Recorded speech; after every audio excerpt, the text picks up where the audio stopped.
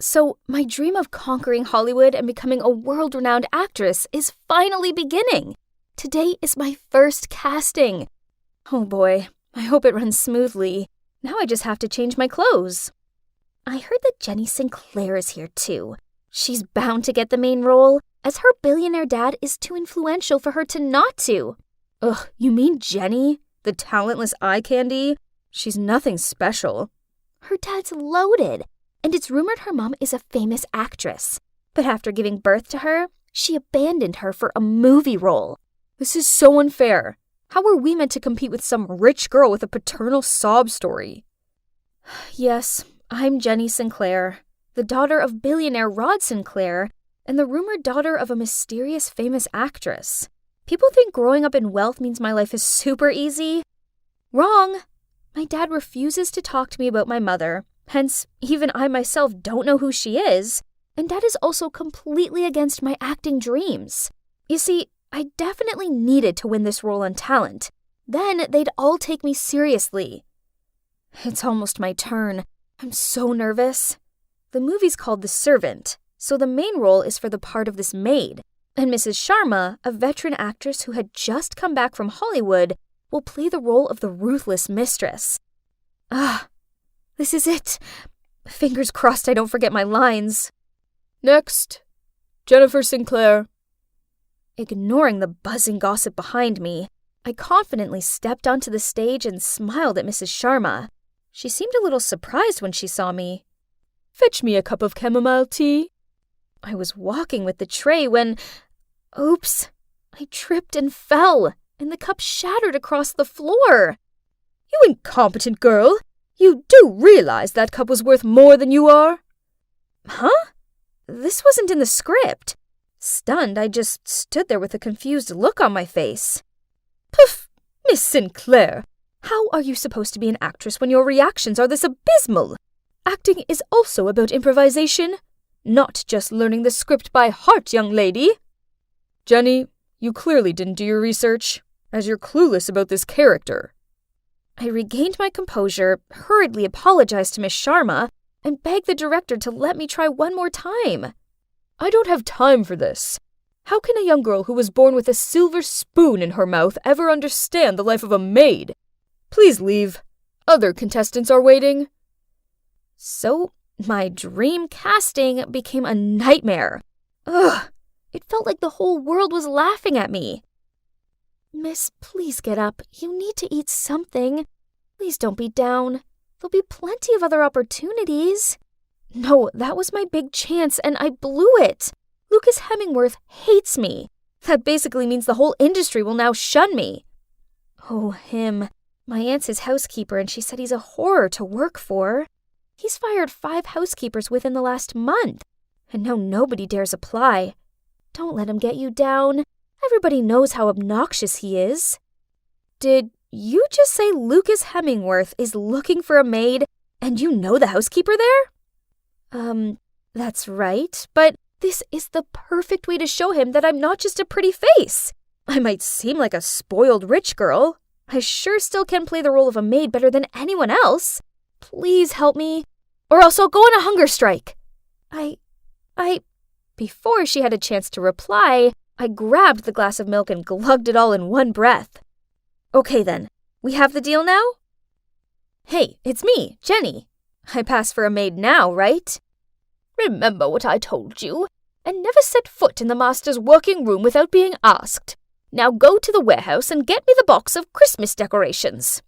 Ugh, this box was so heavy. Suddenly I bumped into something, and as I fell, all of the Christmas decorations scattered across the floor. Huh? What was beneath me? Oh no, I was lying on top of someone. Oh my God, it was Lucas. I quickly got off him and apologized, but he just tutted at me, then walked off. I was feeling dumbfounded as I picked up the decorations when this girl approached me. You're the new maid, huh? Don't think that being pretty means you can seduce my dad to become a famous actress or something. Here's a piece of advice. Don't even dream about it. From now on, this maid serves me and only me. What a bummer. It was only my first day and I'd already got on the wrong side of Lily, the director's daughter. She already had a reputation in the modeling world for her extremely unpleasant personality. And indeed, from that day on, whenever she was home, she spent every second of her time tormenting me. Once, Lily asked me to bring her a cup of hot tea, but as soon as I put the tea tray down, she immediately changed her mind. She wanted her tea to be cool instead, so I had to stand fanning the cup for half an hour. Then, on another occasion, she ordered me to stand by the pool in the midday heat holding a tray of fruit. Then after each lap, she made me feed her a piece. It's not surprising I ended up with heat stroke and fell into the pool, which must have been extremely funny to Lily. Ugh. Well, she who laughs today may weep tomorrow. The next day, while watering the roses in the backyard, I caught sight of Lily acting out the part of the maid in front of her father through the living room's window. It seemed that she wanted to take the lead role in the movie too. I think you should just focus on your commercial advertising projects. You haven't learned the lines, and your fake crying is terrible. Do you even know which book this movie is adapted from? Then he just left, leaving her with her tantrum. At that moment, Lily caught me standing there laughing. So, as punishment, she ordered me to clean every single book in the library. Ugh! Whatever. I liked books anyway. Standing on the ladder cleaning, I happened to see the original copy of The Servant, the book the play is based on. I took it off the shelf, when suddenly, the sound of the door opening startled me. I quickly put the book back and tried to climb down the ladder, but then I misplaced my footing and... Firm hands grabbed my waist and guided me onto my feet. They were wearing a hoodie, mask, and sunglasses. OMG, had a thief just saved me? Who are you? How did you get in? This is trespassing. Do you realize whose house you're trying to rob? And you, do you know who you're talking to? Thief. Ridiculous. Then he pulled down his hood and took off his sunglasses and mask. Oh God, it was Jack Jerome, the hottest actor on the scene right now. Before I could react, Lily's high-pitched scream startled us both. Jack, you're here! It's so exciting that you're staying with us for the next few months. I'm such a huge fan. To Lily's dismay, Jack ignored her, then coldly walked out of the room. So, turns out Jack's been cast as the male lead in The Servant, and to avoid adding to his already scandalous past and thus affecting the movie, Lucas insisted he stay here during filming. Anyway, even though I didn't like Jack at all, at least him being around meant Lily was too busy clinging onto him to pester me. These days, I often take advantage of the late-night cleaning time to study the original book. The last audition is coming up, and I have to understand my character better than anyone else. I was cleaning the kitchen while reading when suddenly I heard footsteps. Who could it be at this time? So, you like this book? It's confusing though, right? Are you suggesting a mere maid like me isn't smart enough to understand it? I have no idea why you're cast as the warm, kind-natured, sincere part of Alfred. You're clearly the opposite of him. It's called acting, sweetheart. So are you saying an actor must be exactly like their character in real life? Then shouldn't you be more cautious, since I just played a murdering lunatic in my last movie? He's really unpleasant. Arguing with someone as arrogant as him was pointless. I'd just taken a few steps when I slipped over, but Jack reached out and grabbed my shirt tail, which helped save me from falling flat on the ground, but caused my shirt to tear. I blushed in embarrassment and tried to fix it. Here, have this, he said, as he quickly took off his jacket and placed it around my shoulders. At that moment, out of nowhere, Lily appeared. On seeing her, Jack hurriedly left the kitchen. She stormed over to me and yanked his shirt off me. What now? Changing your target already? But let me remind you, you're just some dumb maid. Jack's mine? Oh, poor Lily. You delusional girl. I'm not interested in Jack, but it doesn't take more than a glance to tell he's not remotely interested in her. Because of yesterday's incident, Lily made me wake up at 4 a.m. to bake probably all kinds of cakes that exist on Earth. I'd just finished decorating the last batch when she rushed into the kitchen, snatched the apron and gloves off me, then put them on.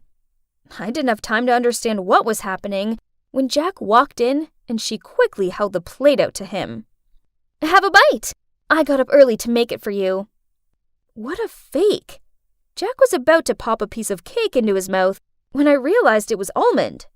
He's allergic to them. "Stop! That cake has almonds in it. Here, have this one." He took the cake, then winked at me before he walked off. Yeah, his personality sucks, but oh boy, how to resist that strong jawline and those beautiful deep eyes? Naturally, Lily was furious, so she forced me to make tea. But no matter how much she knocked on Jack's door, he wouldn't open it for her. So she angrily threw the tea tray on the ground and yelled for me to clean it up. Oh my, it was such a mess. The carpet was tea-stained and there were bits of chipped china everywhere. I started picking up the pieces when, ouch, I cut my hand. Jack immediately opened the door. Then on seeing my bleeding hand, he quickly led me into his room and helped me bandage the cut. I didn't know he had this warm side to him. How surprising. This weekend, the director's having a small gathering for the film cast and crew, so my time was taken up with the preparation for this. Now I was confident to say that I had fully understood what it's like to be a servant. There's no housework that I hadn't tried. I also accidentally lied to the housekeeper that I used to be a bartender, so she assigned the cocktail making to me. I was trying to get my head around the recipe of a cosmopolitan when Jack walked in. "Pretty good, but perhaps it needs a little more cranberry juice. You want them merry, not passing out." "I know all the guests coming, so I can give you hints on what cocktails to serve them." That's a good thing. I could ask him more about my future co-stars. The two of us talked passionately about wine, cocktails, and the servant book. Turns out he's actually quite sweet, and nothing at all like those ego-driven swine the press portray him as. While talking and drinking, I felt a little dizzy. Suddenly, Jack approached me. "Actually, I find you quite captivating, so you can quit playing around now." Playing around? Huh? You think I like you? You're drunk. I was about to leave when Jack stopped me. "You're always falling over in front of me. You remember my almond allergy? You're reading the book I'm cast as the lead in. If you don't like me, how come you've been with me this whole time?" I looked at Jack confused. Honestly, every time I faced him, I felt my heart skip. Seeing me blushing, Jack gently lifted my chin and placed a sweet kiss on my lips. Right then, a scream made me jump and almost fell over again. "Ah! What on earth are you two doing?" I frantically ran out of the kitchen, leaving Lily screaming behind me. I sat outside by the pool until I regained my composure. That was unexpected. My first kiss was with Jack, the scandalous actor I hated the most. I think I needed to leave before things became even more complicated. After composing myself, I went back to my room to start packing, and saw my clothes were thrown across the ground, and there, sitting on my bed with a smug look on her face, was Lily.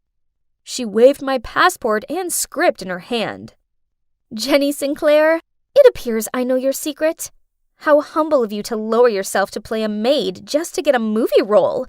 Imagine the scandal if the press found out about this. No one would dare to cooperate with a snake like you." I angrily grabbed my things back, but it didn't work. Lily even pulled out her phone to film and threaten me.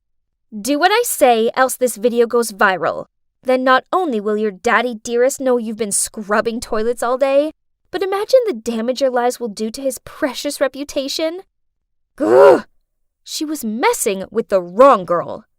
My method acting experience was over. I was done being her puppet. It's time she realized who's the true master of this game. Good night, good night. Parting is such sweet sorrow that I shall say good night till it be Rio de Janeiro. The whole audience burst into laughter. What did I just say? Panicked, I checked the script again. Huh? It did say Rio de Janeiro. Ugh, I know she's behind it. Lisa! She must have messed with my script. You're probs wondering why I didn't run down to the stands and give her a taste of my shoe? Well, it's complicated. You see, Lisa and I used to be best friends. When I was 7, my family moved to this town, and Lisa was my neighbor. Back then, Lisa always seemed lonely, as she didn't have any siblings. Her mom was busy with work, and her dad was away on business. So I often came over to hang out with her, and eventually we became the best of friends. We had so many things in common. Oh, and even her dad was a cop, just like my dad. Lisa never mentioned him, but I know she missed him. But then our 10 years of friendship was recently ruined, just because of some boy. You see, Lisa liked this guy called Brent at school. So being the great friend I am, I tried to help. But Lisa found out that he'd been messaging me and thought that I was flirting with him behind her back. I tried to explain many times, but she refused to listen. So now, I became her reluctant enemy. Her sneaky tricks became commonplace.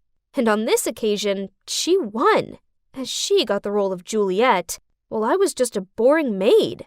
On the day of the play, after finishing the final rehearsal, Lisa suddenly walked up to me and smiled. Sorry about the audition. I've been thinking about it a lot and realized how childish I was. Then Lisa handed me a bottle of my favorite juice to make up. Okay, that's strange. Does she have 2 completely different personalities inside her or something? Or did she realize how great of a friend I am not to resent her petty tricks? Anyways, seeing as it was her birthday and all, I happily took the bottle of juice and wished her good luck. However, 15 minutes before the performance, I had the worst cramping pains in my stomach. I sprinted at rocket speed to the bathroom, and by the time I got out of there, the show was pretty much over. And guess what? I hadn't had anything that day, except for the juice Lisa gave me. Unbelievable! She did it to me again! I then rushed into the lounge of the drama club and rummaged through Lisa's bag. Bingo! Inside was a bottle of laxatives. She put it in my drink so I couldn't participate in the show. Ex-best friend or whatever, there's no way I'm gonna let her get away with it this time. Then suddenly, I found a vintage pocket watch sticking out from the innermost compartment of her bag. I held it in my hand and saw that the number 1999 was engraved on it. Why did it look so familiar? Don't touch my father's belongings! A voice sounded from behind me, and the next thing I knew, Lisa snatched the pocket watch from my hand. Why was she angry? I mean, I was the one who got done over, not her. And also, what did she mean by her father? I was still thinking about it when I arrived home, and suddenly saw someone sneaking around outside Lisa's house. Isn't that Dad? My dad looked around and then placed a beautifully wrapped gift in front of her door. It must be Lisa's birthday present, but why didn't he just hand it to her directly? When my dad came back inside, I quickly rushed over to him and asked, Hey Dad, do you remember the pocket watch that you love so much? I haven't seen it for a while. Where did you put it? Dad seemed to be flustered by my question. Then he muttered that he'd sold the watch to a pawn shop. I just nodded, but I knew he was lying, as he treasured that watch too much to ever sell it. Why did he give it to Lisa, then lie to me? Could it be that Lisa is my dad's illegitimate daughter? And the fact that my dad insisted on moving here, was it just so he could be close to his mistress and his child? Ugh! Lisa had stolen my role, and now she wanted to take my dad away from me too. I'd had enough. It's time for me to give her a taste of her own medicine. The next day at school, I made sure Lisa was watching as I flirted with Brent, then linked arms with him. She looked like she was going to explode with anger. Then I told everybody in class that Lisa's father wasn't away on business and that she only said this as he had another family and abandoned her when she was little. The rumors must have gotten back to Lisa, as the next thing I knew, she was confronting me as I walked out of the toilet cubicle. How dare you say that stuff about my dad? You're a horrible liar! Then we ended up in a nasty hair-tugging fight. It was so bad, a teacher had to come in and pull us apart. Then the principal called our parents. Luckily for us, my dad and Lisa's mom decided not to make this a big deal because of our close neighborly relations. Yeah, as if. However, my dad still made me apologize to Lisa and her mom. Ugh. Dad, why do I have to apologize? It's not like she apologized to me for putting laxatives in my drink. You were wrong to spread those untrue rumors about her. But what were the laxatives about? I thought you two were friends. Since when did you guys become this resentful towards each other? I wasn't lying. They're the truth. Are you defending Lisa over me just because you feel guilty that she's your secret daughter? Kirsty, what did you say? I explained how I knew about the watch and therefore I'd figured out his secret. He was silent for a long time, then sighed and said, Actually, Lisa's dad was a colleague of mine. He was a good man who worked hard at his job. We had this difficult case involving a notorious criminal gang and, unfortunately, her dad passed away while on duty. In his last moments, he gave me his pocket watch as a memento and asked me to look after his 4-year-old daughter, Lisa. Her mom and I couldn't break the heart of that little girl, so we said her father was away from home on business and would return when she'd be 18 years old. As for me, I would pretend to be her father to occasionally send gifts and letters to her. When you and Lisa were 7, I decided to move here in order to easily take care of her. And as you know, I gave her that pocket watch, her father's last memento. But why did you lie to her like that? Lisa was too young at that time to accept such an ugly truth. Her mom and I didn't have much choice either. I was expecting her to get used to it and stop waiting for her dad, but it's true that we didn't expect things to be like this. On her last birthday, I continued to play the role of her father and left a present at the door with an apology for not being able to come home due to a busy schedule. But we know we can't keep this from her anymore. It's heartbreaking to see her longing for her dad so persistently. So, it turned out that all my speculations were wrong. Not only that, but I also spread false rumors and hurt my friend. Oh God, what had I done? How could I put this right? That night, I sent Lisa a long text apologizing, but she didn't reply. So the next morning, I waited at her door to go to school together, but she just walked straight past me. Looking at her distraught face, my heart filled with remorse. I just entered the school gate when someone tapped me on the shoulder. Want to go see a play with me tonight? Brent held out 2 theater tickets. Oh, it was for the curious incident of the dog in the nighttime. I was desperate to see that. Back when Lisa and I were still friends, we talked about going to see it. Wait, Lisa. That's right. So I lied to Brent that I was busy and told him to ask Lisa to go with him instead. Lisa looked so thrilled that Brent had asked her out. Now my conscience was clear. Lisa and Brent would realize they liked each other and finally get together properly. Then she'd forgive me, right? Anyway, I did have an essay coming up, so I went to a quiet coffee shop and studied there till late. But when I got home, I walked through the door to smashed up ornaments and the sound of my parents arguing. So you've been lying to me and Kirsty for all these years? How could you have a secret child the same age as your daughter? Aren't you ashamed of yourself? What's going on? Did she know about Lisa? I quickly ran to stop her. Mom, it's not what you think. I thought so too at first. But you have to listen to Dad. Those lies may fool you, but they can't fool me. Lisa is his illegitimate daughter. That poor girl came here and told me. I tried reasoning with Mom, but she was too upset to listen. With a slam of the door, she left. Dad plopped down on the couch and gave a solemn sigh.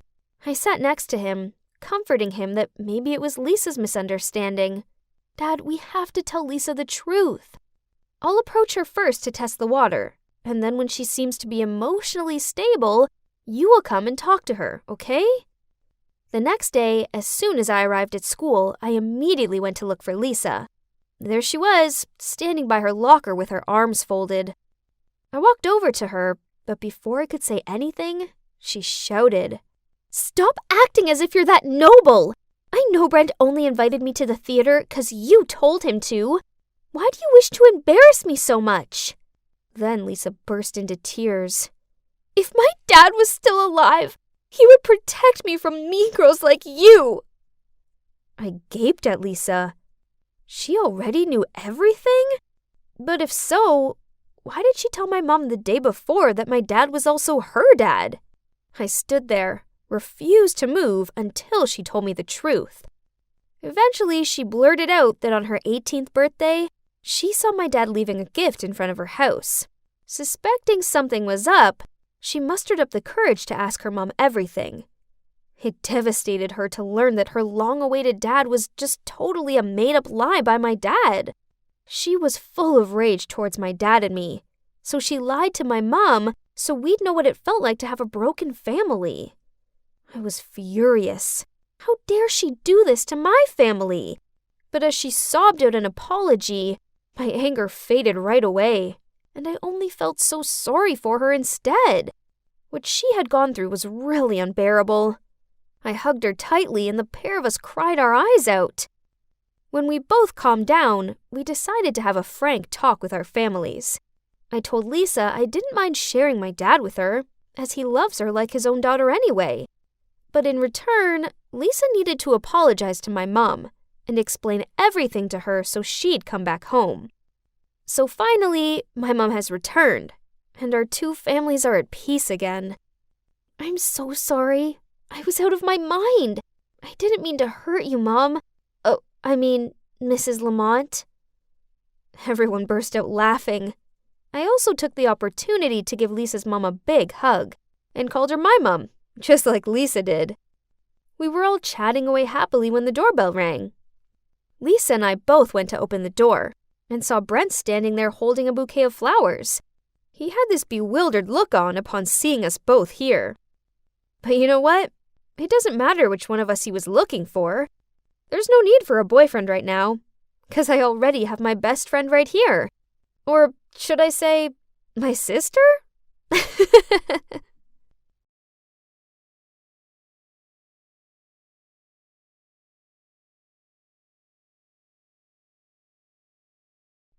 Oh God!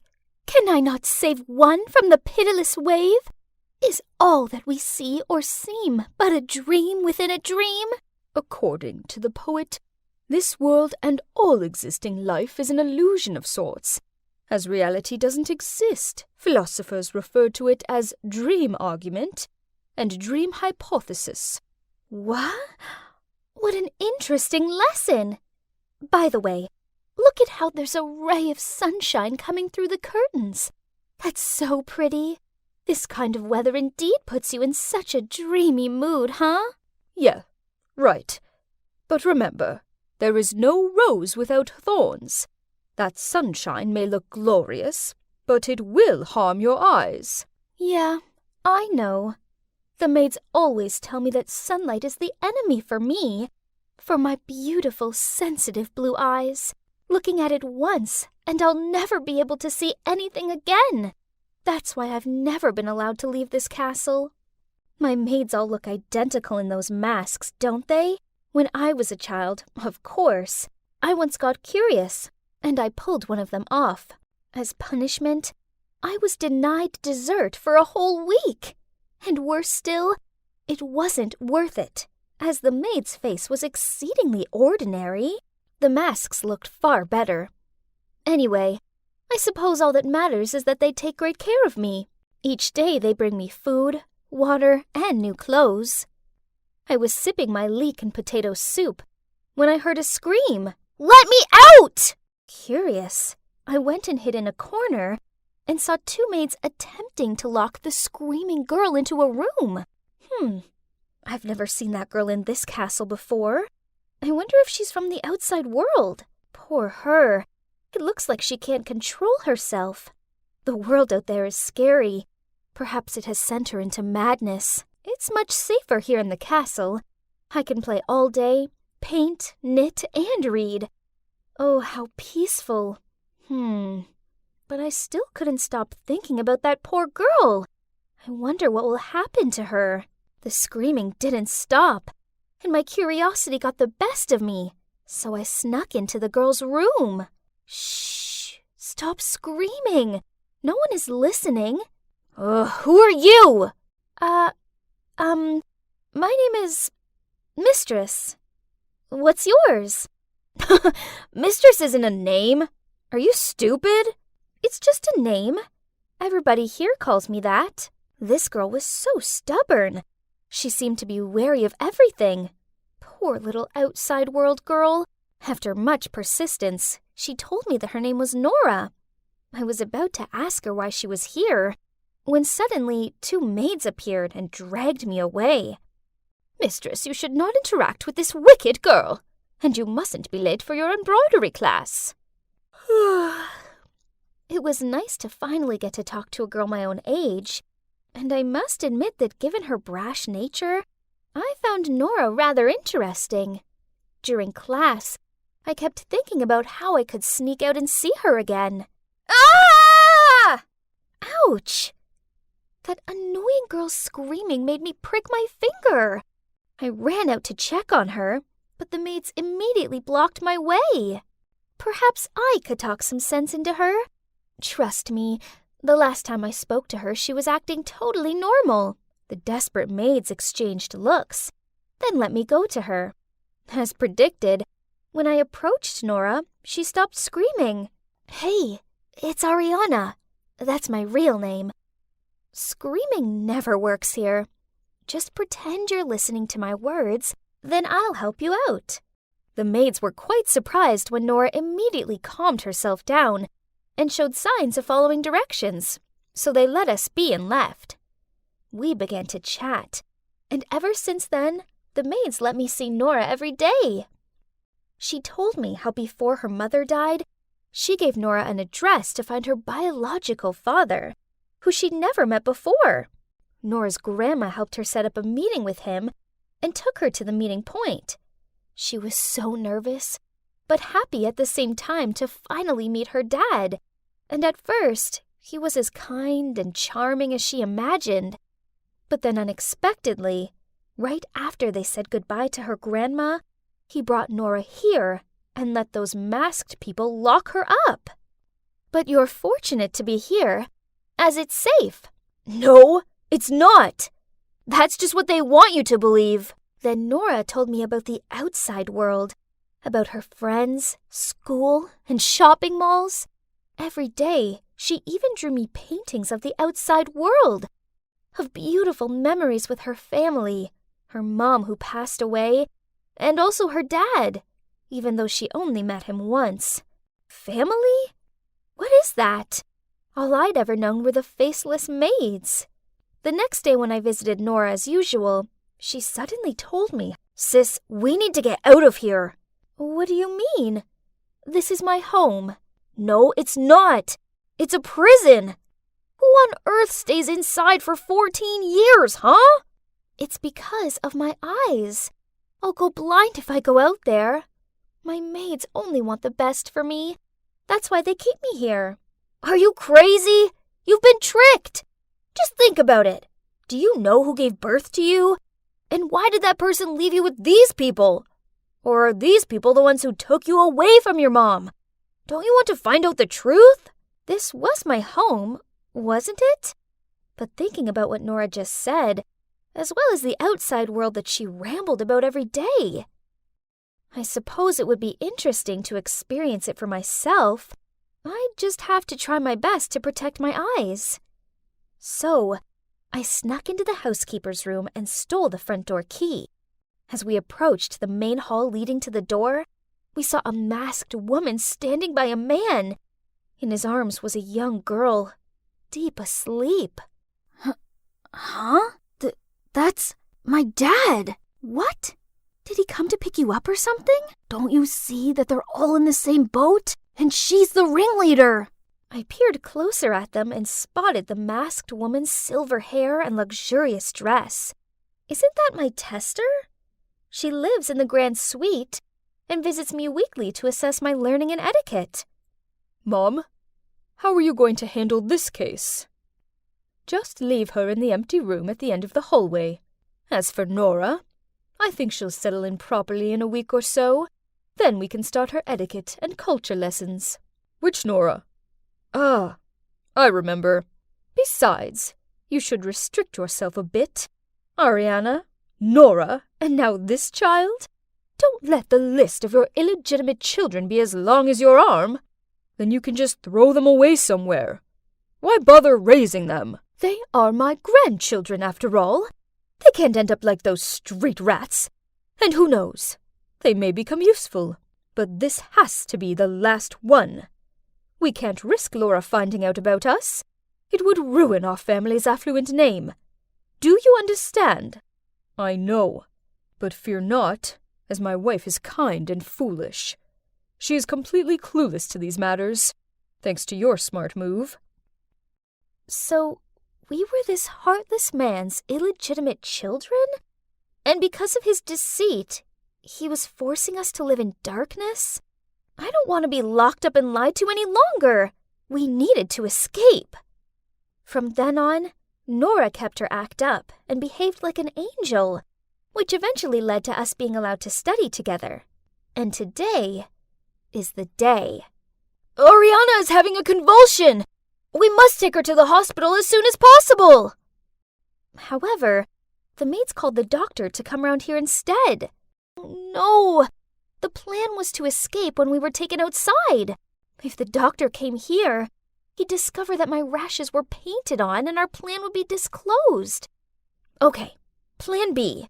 I was still lying on the bed playing the whole role of a patient, while Nora locked the door of the room and went to the bathroom screaming. Help! There's a giant spider in here! As expected, the doctor went to check. Then Nora immediately locked him in. Then we quickly took the knotted string made of the fabrics in embroidery class out from under the bed and then escaped through the window. Ah! I got my head between my hands as soon as I landed. I didn't expect it to be so bright outside. It's burning my eyes, Nora! What? There's no time for your hysterics. You'll be done if you're stuck here anyway. Just open your eyes and run! Hurry up! But I'm scared! Huh? Nothing happened. My eyes seemed fine. But no time to celebrate, as then I saw... Oh my God. A couple of maids were chasing after me. Nora pulled my hand and ran towards the garden. Fortunately, we were already out of their sight when... Woof, woof! A huge hound appeared out of nowhere and growled at us. I crouched down in a bush and watched Nora wave the dog closer, and then pat him. What? Magic! The dog suddenly became unusually obedient and led us to a secret place. A dog-sized passageway. I hesitated, but seeing the maids gaining on us, I reluctantly squeezed through it real quick. I can't believe I'm putting my destiny in the hands of this reckless girl. She said we had to get to her grandmother's house right away for help. What are those things running back and forth on the road? Why are they making that loud, annoying noise? And why is Nora waving her arms about? Did she want them to stop? Too bad nobody did, as she's no princess. We kept wandering until we saw something which Nora called a truck parked on the roadside. She rushed over, then helped me onto the back of it. Oh, it was full of bananas. I stuffed my mouth full of them to ward off my starvation, while the scenery kept changing. That thing stopped, and we immediately got off before getting caught. I held her tight, frightened of all the people around us. They kept staring at me. And what kind of style was that? They all looked very peculiar. Maybe they were just commoners. Then we used our power to demand a man to take us to Nora's grandma's. Oh, it was exhausting. What? The outside is actually beautiful, sparkling with all those lights. And there are exhibitions of everything in the world, such as food, toys, flowers, and even creatures. Yes, everything. But the most important thing was that my eyes didn't get sore looking at those shiny things at all. Nora's grandma seems kind, but her home is full of the strangest of items. While Nora told her what had happened, I found myself bewitched by the talking black box on the wall. Suddenly, Nora's grandma led us to her far smaller truck, and took us to somewhere called the Cops. They all wore these same funny outfits and bombarded us with dozens of confusing questions. And what exactly is an ID card? A few days later, there was news that the cops had caught my so-called dad, grandma, and maids also. As predicted, he was a womanizer, so when his lovers asked him to support his children, he was so afraid that his wife would find out that he took these children and locked them away in the castle. They're currently awaiting something called a trial, which Nora says is where bad people get their comeuppance. Whoa! The world outside is so busy. I didn't realize there'd be so many unmasked faces. And that strange talking box still startles me, especially when someone is holding a weapon. Nora says when I've adjusted to my new life a little more, I'll start school with her. And one day I'll even learn how to drive one of those smaller trucks. But firstly, she's teaching me how to dress like other people do, and use this brick to communicate with them. This world is puzzling, but I'm sure with Nora's help, I'll soon find my feet, even if it's just so I can learn how to reply to my dashing neighbor. So, here I am, practicing this tricky pose. I must not fall over. Rosie, straighten your back. Hang in there. You've got this. That's Bradley, my yoga instructor. Can you see that?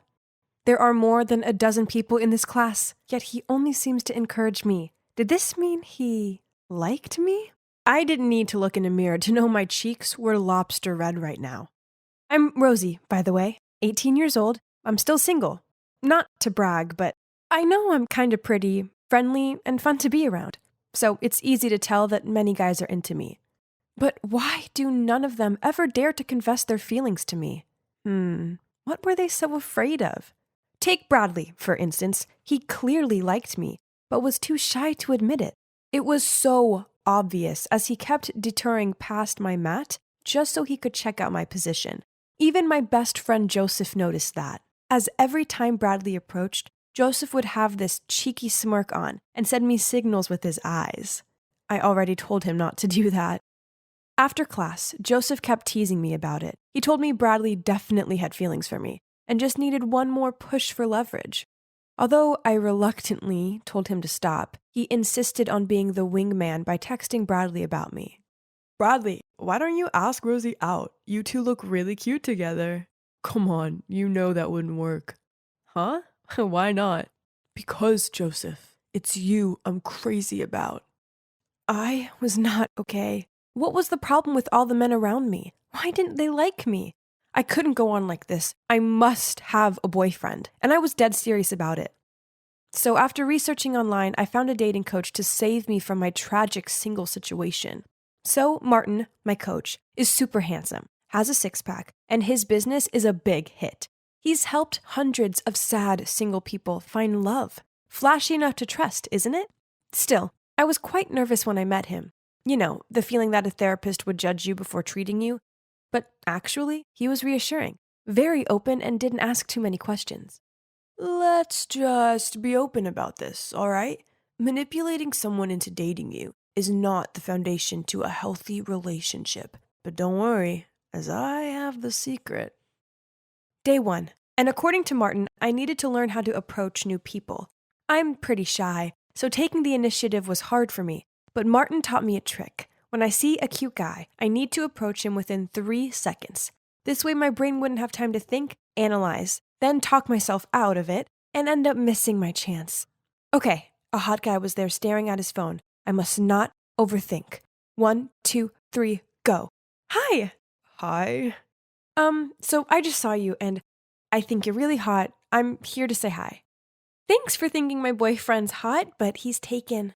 I panicked, then rushed back to Martin and spluttered out, I can't.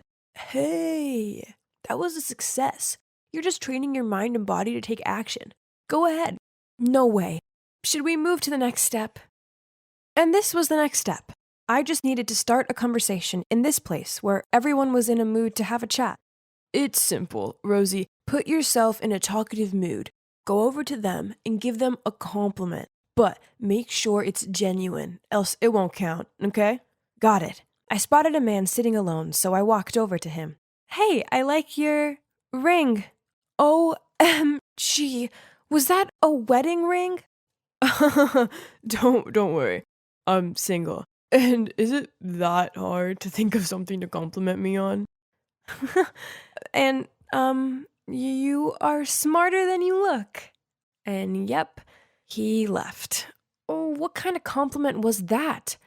Martin sat in a corner and watched me go from guy to guy and stutter out a string of terrible compliments. You did great, Rosie. Don't be discouraged. Now, when you actually see someone you like, you'll be more natural. Martin said that body language is a crucial part of keeping the conversation going. So, the plan was to practice this at Joseph's birthday party. This time Martin couldn't be there in person, but we still stayed in touch via my Bluetooth earphones so he could guide me. The mission today was to initiate physical contact with someone and make them feel close to me. Anyone who knows me knows that I am not good with these things. So I kept giving them this weird slap on the back. Hey, I heard an ouch. Are you hitting them? I said just a light tap. I don't think I can do this. I'm too shy. And now guys are giving me weird looks. Martin said this time I should make the boys take the initiative, and then things would come more naturally. Okay, I'll give it one last try. This boy I like, Nathan, is over by the pool, but he's in a group. Nothing to worry about. You'll make him come to you. Now listen and follow. I walked over to the bar and made sure I was in Nathan's eyesight, sat as naturally as possible, made eye contact with him, and smiled. Oh, Martin, this is stupid. He doesn't even know me. Just wait. OMG. He's waving at me. Should I come now? No. Wave him over. Okay. You should take responsibility for this, Martin. I waved Nathan over. Then, to my surprise, he got up and started walking toward me. OMG, help, what should I do? Give a no-tooth smile. Then say, I just want to say hi. What? That was all? But he was coming closer and I had no choice. I just want to say hi. And I want to have your phone number, cutie. I couldn't believe it. That was a real success. We texted the whole night. We got on so well. He was clearly flirting with me. This is crazy. But then 2 weeks passed by and I didn't hear from him at all. I kept on looking at my phone, expecting Nathan to call, but he never did. So I immediately rang my coach for help. Ready for the bad news? So, that means he doesn't like you. A busy man like Napoleon could still write thousands of romantic love letters to his Josephine. If he was into you, he'd always find a way. And I also think he doesn't seem like a good type to date. What? Nathan is such a sweet guy. Maybe he's just super busy? But then Christmas came and I couldn't wait any longer. I mustered up the courage to ask Nathan out. But guess what? He invited me to his house to enjoy Christmas with his family instead. Oh, wow. He wanted to introduce me to his family. This was massive. It meant he really took our relationship seriously, didn't he? But when we got to Nathan's place, to my surprise, it was just a small apartment and definitely not big enough for a whole family. Seeing my confused look, Nathan said his family must have changed their plans and went out, which was for the better as the two of us would have more time together. Suddenly, I saw a shadow of a girl in a red dress in his bedroom. Then Nathan immediately pulled me away and said, that's my maid. How annoying. So, do you want to go to the hotel so we can have more time alone? Really? Did he think I was born yesterday? I refused immediately, and Nathan began to change his attitude. Okay, but I can't drive you home. I have something urgent. But don't worry, I'll take you to the nearby bus stop. I have never felt so stupid. Martin was right. Nathan wasn't serious about me. He just wanted to use me. But what went wrong? I did everything I could, but I kept failing again and again. No one liked me. I called Martin in tears, and he ended up driving there to pick me up right on Christmas Eve. I felt like the most tragic person ever. Martin was so patient. He turned the radio on so loud and didn't say anything until I finished crying and calmed down. Misread the signals again, huh? How could I have known? Well, I'm not saying this to make money off you, but looking at the current situation, I think you need to hire me for longer than you think. My love life may have sucked, but at least I had Martin. Here's my hope. He was the best coach ever, as he didn't mind answering my questions, and he always picked up the phone whether it was office hours or midnight. Then one night I was out with my friends. I drank a few too many wines and phoned Martin up and slurred out a load of drunken nonsense. He immediately came to pick me up and drove me home, saying that he needed to make sure I got home safely. He was such a sweet guy. I felt something, but then reassured myself that he was just being nice. But Joseph insisted that Martin was only acting this way because he liked me. Seeing everything he did, and you still have to wonder about his feelings? Dummy. Believe me, I'm not wrong this time. Mr. Sixpack is crazy about you. Congrats. Thinking about it, it did make sense. So I started stalking my coach on social media and daydreaming about him. Then taking Martin's own advice that I needed to make my feelings known. So, on Valentine's night, I myself made this box of chocolates and took them round to his. I took a deep breath, then rang the doorbell. But then standing at the door was him holding hands with another girl. I awkwardly said, Don't you like me? I mean, you taught me that when a guy likes a girl, he'll always be there for her. You picked me up in the middle of the night, and you always listened and comforted me when I was sad. You even brought me hot tea when my Aunt Flo came to visit. Doesn't everything match up? Rosie, I was just being nice. Sorry, but you've confused the signs. Again. I was totally dumbfounded. I couldn't face the thought of seeing Martin ever again, so I blocked him from my life. In the following days, I was under a variety of emotional states, from extreme stress, heartbreak, embarrassment, then disappointment because of my extra delusion.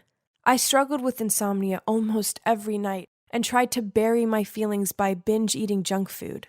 Just 2 weeks later, I looked at myself in the mirror. There were dark circles under my eyes, my skin was dry and flaky, and I felt bloated and sluggish most of the time. Seeing myself like that reminded me of something Martin had said. How can you expect someone else to love you if you don't love yourself? I knew I needed to change, so I started eating more healthily, working out, and finding me time. And you know what? It worked. Now I can finally say that I see my own worth, and I'll never allow a man to treat me badly ever again. And if that means I stay single for a while, then that's the way it'll be. I guess I kinda owe Martin a lot. I mean, he did teach me loads. And now, even though I'm still single, I'm enjoying it. There are way more important things than having a boyfriend, right? But wait, was this barista winking at me? OMG, there's a post-it with his number on my coffee cup. What should I do? Hey, dating a coffee guy is risky business. Why, coach? Imagine one day your relationship turns bad and you desire a cup of coffee to ease your heart out, but you also have to see him here. Awkward, huh? Indeed a pro. But so why are you making this awkward convo? Rosie, I may be a love coach, but even I get it wrong sometimes. When it comes to my heart, all theories are nonsense.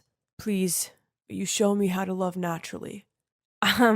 Well, as you can see, I'm dating my dating coach. But now, our love doesn't apply to any cliches. Instead, we just do us, and we're both happier than ever. If you're in a dating slump, then don't worry. Just let love happen when it happens, and follow. I wonder what's taking Valerie so long. She's been in that changing room for ages. Valerie? Is everything okay in there? Don't force it if it doesn't fit. No, this is the last dress in store. I just need to breathe in for a bit longer. So? It's beautiful, isn't it? Valerie spun around. Then suddenly, yep, trying to squeeze into a dress 2 sizes too small for her, then it split. The giggles around us started. Valerie blushed, hurriedly paid for the dress, and pulled me out of the shop. Why am I so fat? Ugh! I just want to feel pretty on my date. If I was skinny like you, I wouldn't have this problem. Poof! It's not as easy as you think being thin. Yep, you heard me right. Being thin has its downsides. First of all, fashion. My nightmare. I have to wear an extra small size, and the clothes still hang off me. Actually, most of my clothes are from kids' stores, so I feel so untrendy. Then in winter, I have to wear tons of layers just so I don't freeze to death. And in the summer, I can't wear cute clothes as I look like a coat hanger. Not only that, because I'm so skinny, people often ask me to do nonsense stuff.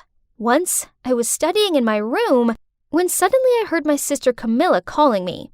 She'd forgotten her keys and forced me to climb through her tiny window gap to get them. Seriously, I can't even! Then, on another occasion, Valerie made me crawl into the classroom locker to help her cheat on her Spanish test. Unfortunately, the teacher walked in while this was happening and gave me a week's worth of detentions, of course. Ugh! Oh my god, No Way Home is so good. I literally can't think of one bad thing to say about it. Yep, the part near the end. Ah! Yep, guess what? I'd managed to trap my foot in a manhole. Man, what rotten luck! I tried pulling my leg free, but it was no use. It wouldn't budge. There I was, freaking out that I'd be stuck here forever, and all my friends could do was huddle together and ask me questions like, "Madeline, how on earth did you get your foot in such a small slot?" Wow, that's unbelievable! Even Jaden, my bookworm friend, took out a ruler from his backpack and started measuring how wide the slot was. Grr. My dear friends, I'm being stuck down here. Stop gawping and help me! Finally, they tried helping me out, but in the end, we had to call the rescue squad. By this point, a massive crowd had gathered around me, and strangers were filming me. When I was finally free, everyone looked at me and held back their laughter. Even Parker, my crush, was smiling. Geez, this was beyond embarrassing. But a hot guy like Parker would never notice a moving skeleton like me anyway.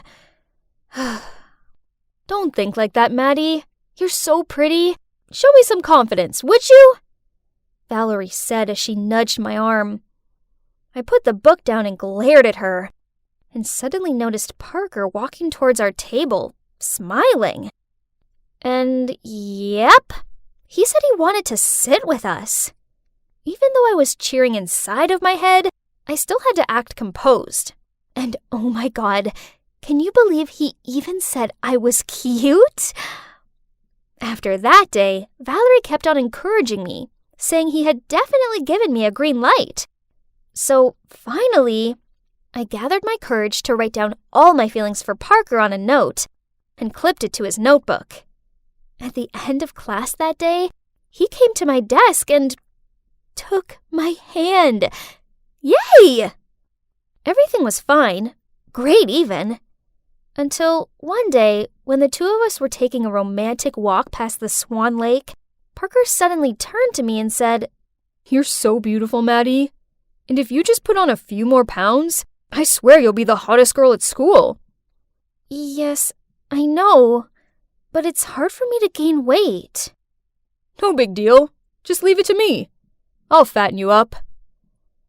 I thought Parker was just joking, but it turns out he was being deadly serious. Since that day, every time we went on a date, instead of taking me to the bowling alley and movies as usual, Parker would take me out to eat. I swear, I've tried all the restaurants in our town. More surprisingly, on my birthday, Parker even gave me a bouquet of fried chicken. How romantic! But this didn't change anything, as my weight still stayed the same. Parker was disappointed when he peered over me and saw the scales hadn't budged. Then he sighed out. How come you and Valerie are friends, but look totally opposite? Here comes our adorable, chubby Valerie. What? Parker called Valerie adorable again. This wasn't the first time either. Annoyed, I put down my fork and walked away from them. After that, I started avoiding Valerie. I did homework with other friends, sat with other girls at lunch, and every time I happened to see Valerie, I turned around and walked away. Honestly, I didn't want it to be this way, but just seeing her made me uncomfortable. But I couldn't bear to see my boyfriend call my BFF cute. Well, he thought I was too skinny. Then summer break finally rolled around. I thought it'd be just me and Parker, but then he went off to a summer camp in Spain. The plan was all ruined. So I spent a whole sunny day inside sulking. What's wrong? Are you bored because your lover is away? So why don't you take this time to surprise him when he returns? Surprise? A great idea popped into my head.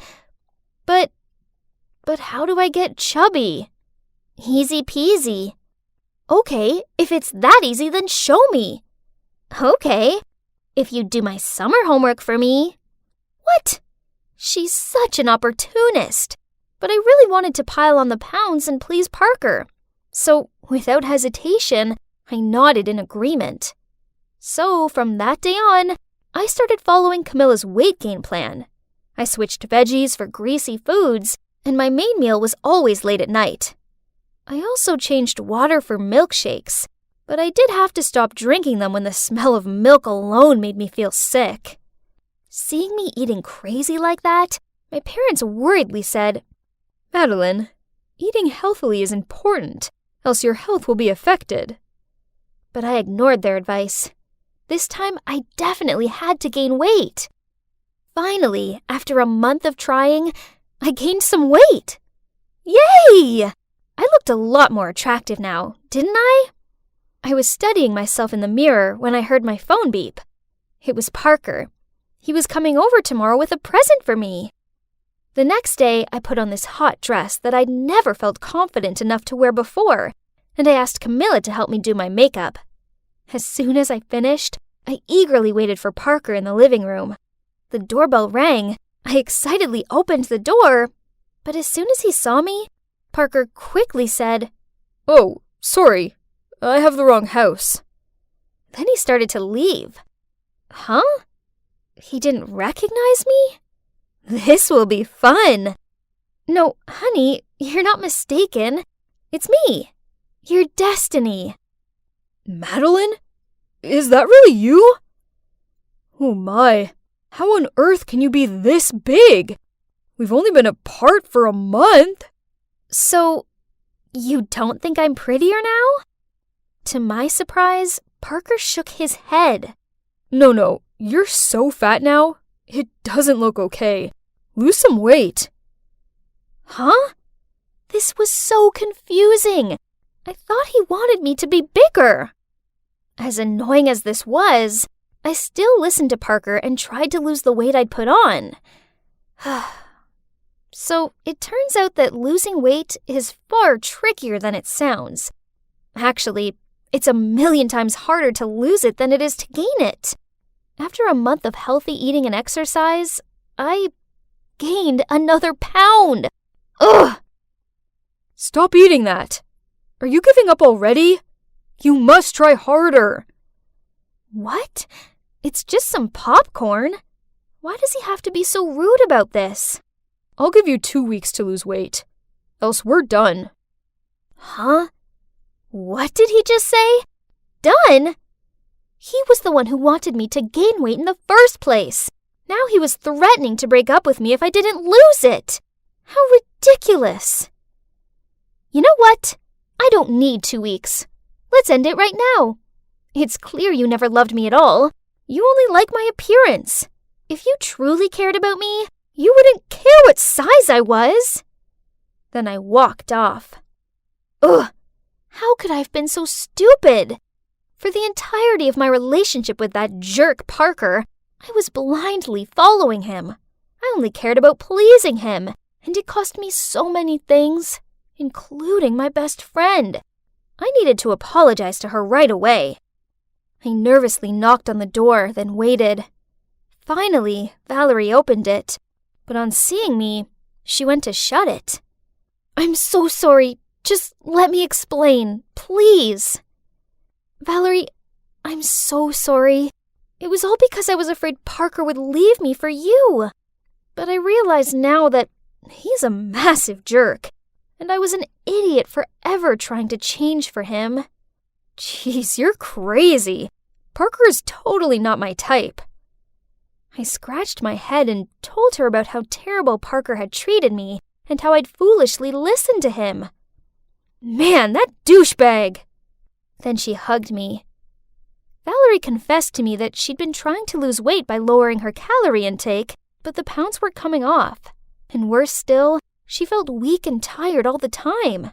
I nodded in agreement with her. So, from then on, Valerie and I made a promise to love ourselves, regardless of what size we were, and to never let anyone try and change us. And look, that's Walker and Joel, our awesome boyfriends who love us just the way we are.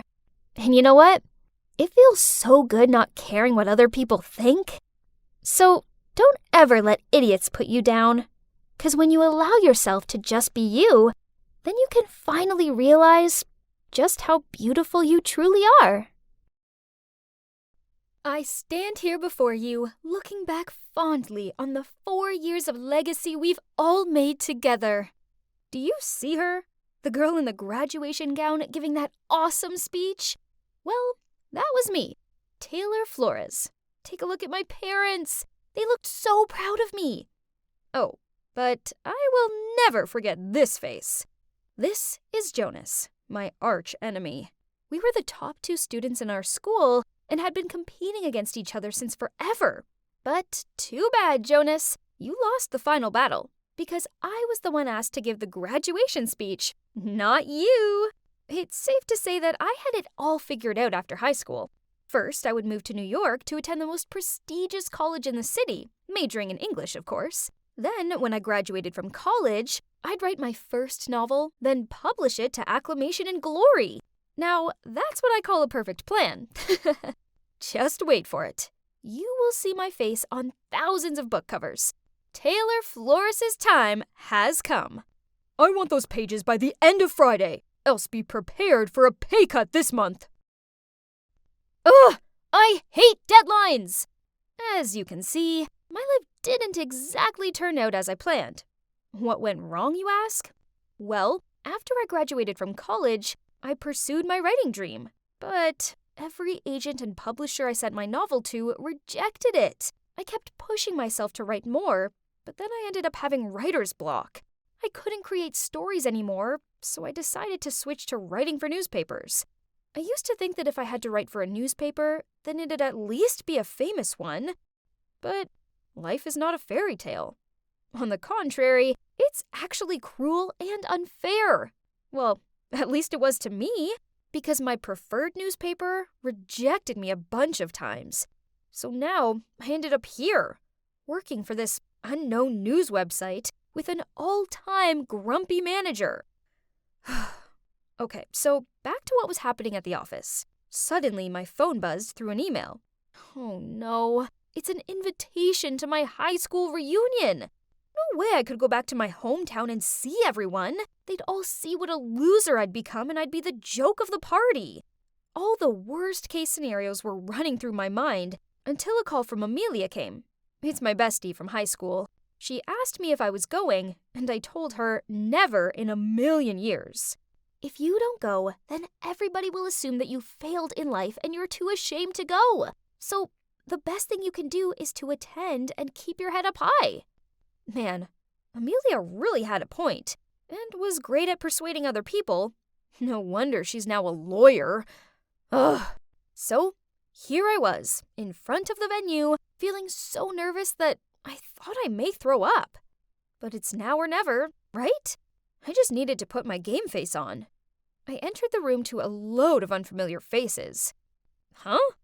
Was I in the wrong place? I was about to leave when I suddenly bumped into somebody and fell on the floor. Ouch! I looked up. It was a chubby lady who was holding her baby in one arm and gripping a toddler's hand with the other. I instantly apologized. I'm so sorry. I hope I didn't hurt the kids. Oh, it's fine. You're lucky my belly was big enough to block you. She then paused and took a closer look at me. Is that you, Taylor? You look great! Let's get inside. The party just started. Wait, she knew me. But who was she? I guess she did look familiar. Maybe I should wait for Amelia and ask her, as she had kept in touch with most of our classmates. I looked around, trying to find someone familiar to have a chat with, but my gosh, why was it so hard? But then I saw a woman who had beautiful, long blonde hair, and I instantly knew who it was. Jessica, the hottest and most popular girl in high school, and the captain of the cheerleader team. I walked over to her, and we began to catch up. We chatted a lot, and she was so funny. I don't remember her being so hilarious. My God, you're so funny, Jess. Hey, Jessica! I heard Amelia shout. I looked over at her, and she was walking towards someone else. It was the chubby lady from earlier. So, she's Jessica? Oh my, she definitely changed a lot. But if that was Jessica, then who was this? Thank God I didn't say her name earlier. I excused myself from this mystery person, then whispered to Amelia, asking who the lady was I was talking to. Beats me. Why don't we ask her directly? She then did exactly just that. The lady gave us a playful smile, saying, "Try guessing. Are you Ashley? Nope. Natasha? Wrong. Tiffany? Negative. Wait, are you related to Jack Miller? You kinda look like him." Almost correct. Oh my, she wasn't related to Jack Miller, 'cause she is Jack Miller. Well, now she's Jill Miller. Turns out she never felt comfortable being a boy, so after high school, she underwent transgender surgery. Wow, that's incredible. I kind of felt overwhelmed, so I went to the bathroom to freshen up. On my way out, I saw a familiar face. It was Luke, the most handsome guy in high school. He was picking up trash and putting it in the garbage can. Aw, what a nice guy. We talked for a bit and... Oh, turns out he works here as the janitor. He was the one who recommended organizing the reunion here, and he was cleaning up as much as possible so later it wouldn't take him so much time. For real? Who would have expected that? I went back to the party and saw Amelia talking to a guy. Oh, who is this handsome dude? Amelia beckoned me over and introduced him to me. I couldn't believe my ears. It was Jonas, my arch enemy. The chubby dwarf Jonas with a face full of pimples now resembled an Abercrombie and Fitch model. Jonas just told me that he's been promoted to a higher position in his company. Ugh, seemed like he still kept his bragging habit. Some things never changed. Suddenly, Jonas asked me, "And what about you, Taylor? How has it been going for you lately?" Oh, snap! I couldn't tell him that I was working for this awful news website. That would be so humiliating.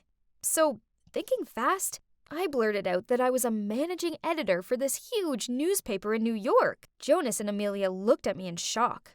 In your face, Jonas. If I had a mic, I would definitely drop it.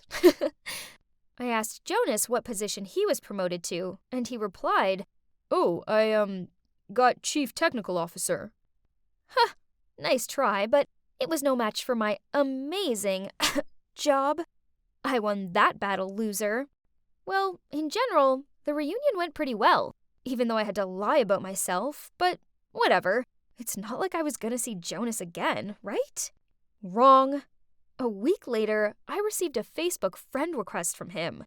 First, I ignored it, but then a few days later, he texted me via Messenger, asking why I didn't accept him on Facebook. Ugh, that was so annoying. Fine, but first I had to readjust my page. I needed to hide photos, statuses, and tags that were related to my company. Done. Then Jonas began to text me. "It was nice seeing you the other day. Would you like dinner sometime?" I'm sorry, what? Was he asking me out on a date? Or was this a prank? 'Cause I live in New York. I told him that, and oh my God, he lives in New York too. Ugh, great. But the thing is, I told him last time that I'm an editing manager, and that's a busy job. So during our date, I asked Amelia to pretend to be my secretary and call me a bunch of times during dinner. However, before we could play our act, Jonas was the one who received a dozen calls and then had to leave early because of an incident at his company. After that, he texted me quite a lot, but still feeling bitter from being ditched at dinner the other day, I only replied to him after 30 minutes. Every time. But on days when he didn't text me, I found myself staring at my phone, longing to hear from him. Jesus. I was falling for him? Jonas? Why Jonas? I couldn't understand myself anymore and was unable to stop my feelings. So, when he told me he liked me, I said I liked him too. And soon we became a couple. It was great at first, but then Jonas insisted that he drive me to work and pick me up. Oh no. I refused, of course, but he wouldn't take no for an answer. Ugh. So when Jonas dropped me at the fake office, I had to run. No, I had to sprint 5 blocks to my real office to make it on time. And then in the evening, I had to leave 30 minutes earlier to run back to the other office and wait for him to pick me up. The first 3 times, I could handle it. But Jonas wanted to drive me to work every day. That's enough. I needed a break from all this running. Eventually, I came up with an excuse. I bought a bike and told him that I wanted to ride to work, as it would be good for my health. Phew. I didn't have time to run 5 blocks each day anymore, because I had an important interview to prepare for. Oh yeah, I was applying to my dream newspaper. Again, if I did get in, I don't need to lie to Jonas anymore. And luckily, my interview went pretty well. I had a smile on my face as I walked over to the elevator. First it was just me, and then a bunch of employees went in. The elevator was about to close when suddenly, from the outside, someone put his hand between the doors. "Please wait!" And that's when I saw a familiar face. Jonas! Our eyes met, and we both looked shocked. Then one of the employees said to him, "Hey boss, I already finished the report, and will send it to you this evening." What? Why did the guy say that to him? When the elevator reached the ground floor, I quickly ran out of it. Jonas ran after me, held my hand, and said, "Wait, let me explain." What is there to explain? We both lied to each other. Jonas held me in his arms and tried to keep me calm.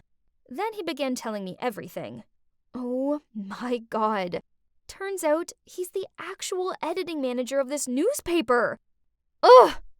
Well, that explains a lot. I should have known he didn't work in technology, as I once asked him to repair my laptop, and he ended up locking himself out of it. Hearing you say you had my job shocked me. I didn't want to embarrass you, so I made up another position. So he knew right from the beginning I was lying. Then why did you insist on driving me to work, when you already knew I didn't work there? I was just messing with you. Besides, I was kinda curious to see how long you could keep the lie up for. I'm sorry. But the truth is, I like you. I have liked you since high school. Back then, I was always competing with you because I wanted you to notice me. I thought I was about to throw a tantrum, but thinking back, it was all my fault. If I hadn't lied in the first place, then Jonas wouldn't have had to lie about himself. Right at that moment, I received an email from Human Resources. Oh God, I got in! They were so impressed by me that they had to email me right away. I was so happy that I hugged Jonas as he said, "Congratulations, newbie. Now, let's get to work. Your first task is to go out on dinner with me." Yeah, so now Jonas and I work at the same place, and he's my boss. I used to hate losing to him, but now that he's my boyfriend, I feel fine. Actually, I'm really proud of him. These need to be washed by hand. Kelly threw a pile of clothes on the floor. And be quick about it! Hey, I'm Maya, and that bossy girl is Kelly. Although we live in the same house, we aren't siblings. You see, when I was just a baby, I was adopted by a loving old couple. They lived on a farm in the countryside. Their kids had grown up and left home, and they were both missing the lively energy that only a child could bring. One Sunday at church, they saw the priest raising a baby girl and offered to help. So that's how they ended up taking me home and bringing me up as their grandchild. They were the nicest people, and they showered me in nothing but love and kindness. I'm always more than grateful for them. We lived together happily until one day, when Grandpa was in the orchard, he collapsed. Sadly, he passed away. Grandma was never the same after that. She'd lost her soulmate. Her health also deteriorated, and then one night she called me into her room, and gripping my hand, she said, "Sweetie, you brought so much joy into our lives. Without us, life could be tough. But don't worry, we're always with you. When I'm gone, go find my old purse hidden in the broken tractor in the back barn. We've saved up a little bit for you. Our little Maya have to live your best life. All right?" Then, before I could ask her any more about this, she closed her eyes, and just like that, she'd left me forever. I stayed with her for hours, crying my heart out. Afterward, following Grandma's words, I went in search of the money. Oh, God! I gasped in shock as I opened the purse. There was at least $20,000 here. How did my grandparents manage to save up such an amount of money? I knew they were thrifty, but this was way too much. After that, I moved to Columbus to live with my grandparents' daughter, Mrs. Madison, and her daughter, Kelly. So you're wondering what I did with the money, right? Well, I keep it hidden here, in this crack in the roof. Oh, someone's coming. Your room is disgusting. Anyway, Kelly and I are going out, so make sure you clean everywhere before we get back. I expect it to be spotless. I gave a weak nod and watched her totter away. This wasn't a new occurrence. Every day, they'd mess up the house, then force me to clean it.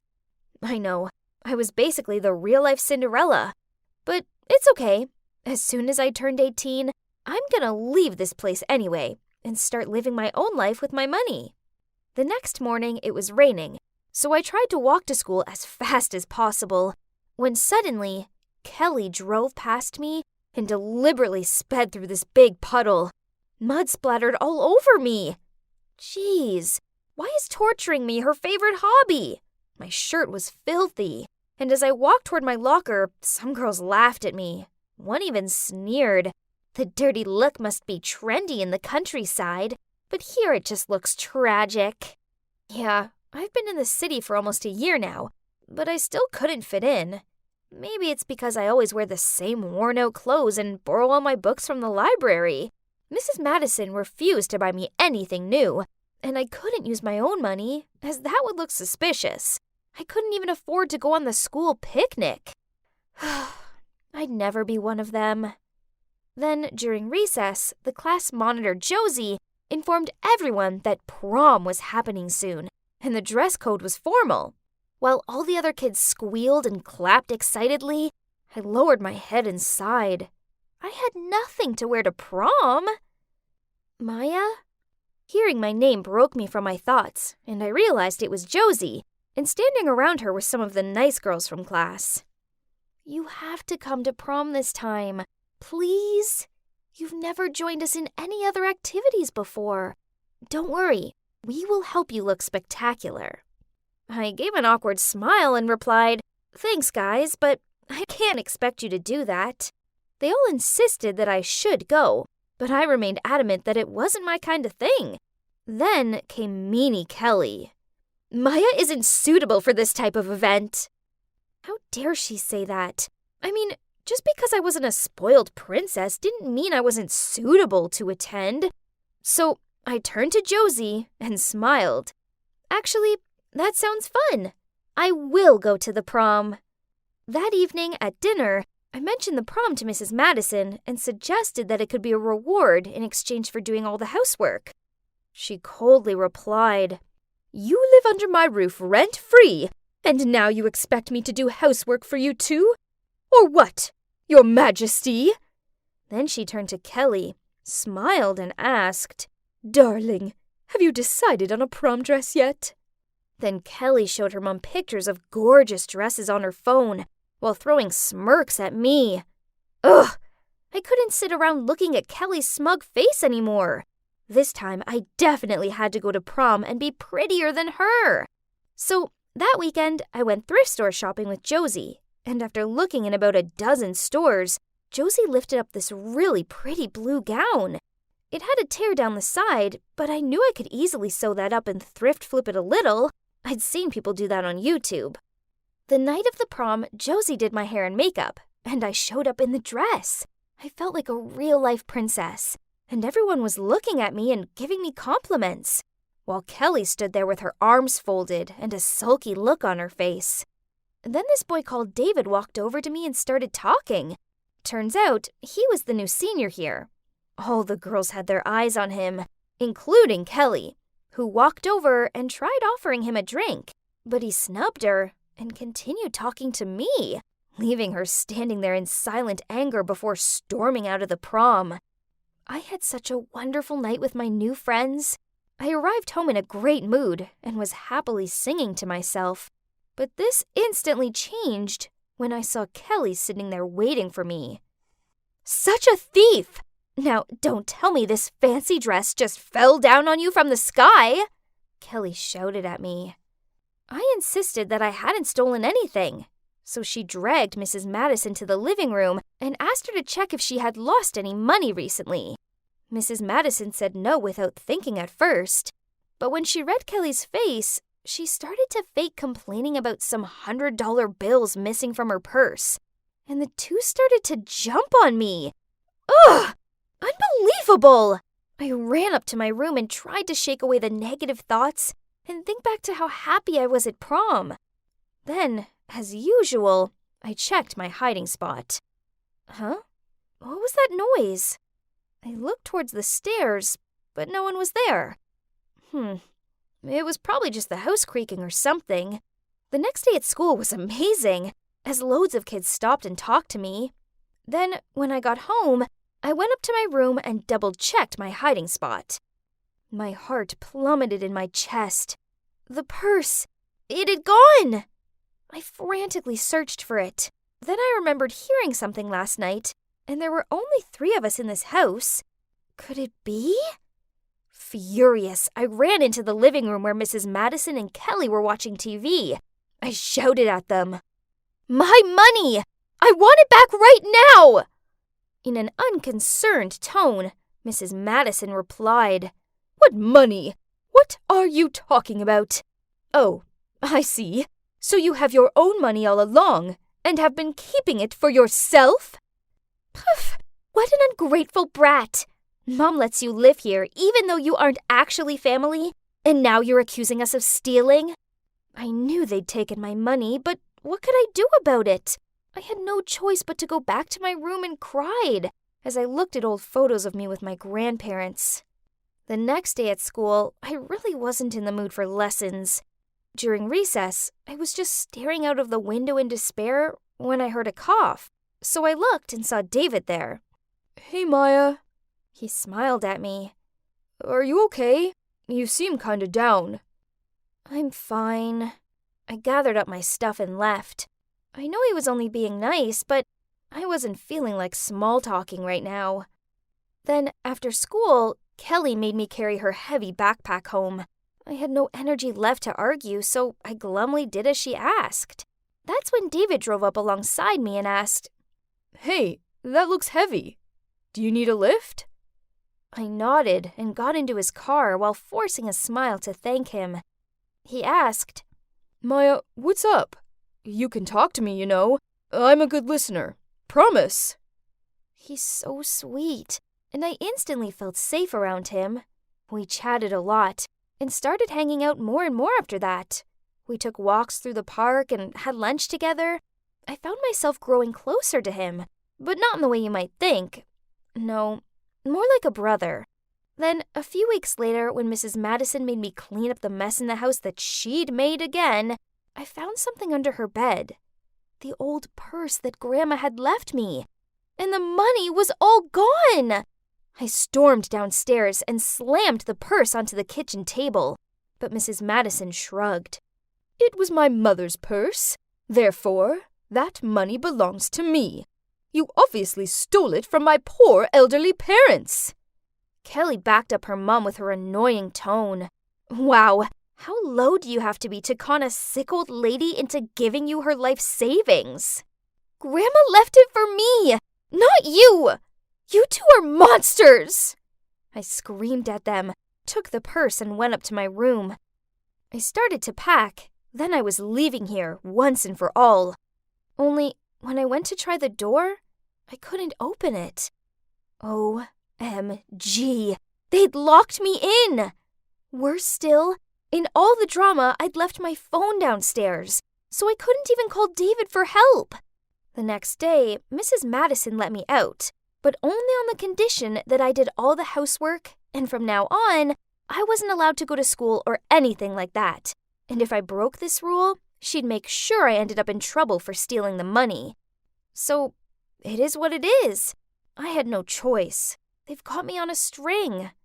One afternoon, I was out front watering the flowers when Mrs. Madison shouted out from the living room, "No! Not the roses! Water the ones over there! You useless girl!" Then suddenly, I felt someone yank my arm. It's David. He was worried about my absence, so he came to check on me. "Maya, there's someone I want you to meet." Then he signaled me to follow him. I had no idea where David was taking me, but anything would be a way better option than listening to any more of Mrs. Harrison's nagging, so I got in his car. He took me to his house, and there was this man in there. I suppose it's David's dad, but then, with tear-filled eyes, the man blurted out, "Maya, it's you! My daughter! You're finally home!" Huh? What? So, after I sat down and had a sip of water to brace myself for whatever was about to come, the two told me about how when I was a baby, my mom got sick and passed away. My dad struggled to look after me and my brother, so he gave me to a priest. Eventually, my dad managed to turn his life around, and knowing that I'd been adopted by the elderly couple, he started sending money to them to help them raise me. Then, when he came to find me, I wasn't there anymore. He found out that I was living with the daughter of an elderly couple in Columbus, so he moved to this city with the hope of finding me. It was such a coincidence that David ended up attending the same school as me. David said that the first time he saw me, he felt this strange bond right away, and how amazing that this gut feeling was right, as it soon became clear I was his long-lost sister. Wow, this was a lot to take in, but it was the greatest news ever. I left Mrs. Madison's house after that, of course, and moved in with my dad and brother. And for the first time since I'd lost my grandparents, I found myself feeling truly happy again. Now, you're probably wondering what became of Mrs. Madison and Kelly. Well, I was walking past their house the other day and saw a for sale sign in the yard. Turns out, Mrs. Madison had been spending money like water and now was in debt, so she was having to sell the house. I don't want to gloat or anything, but I guess that's karma for them.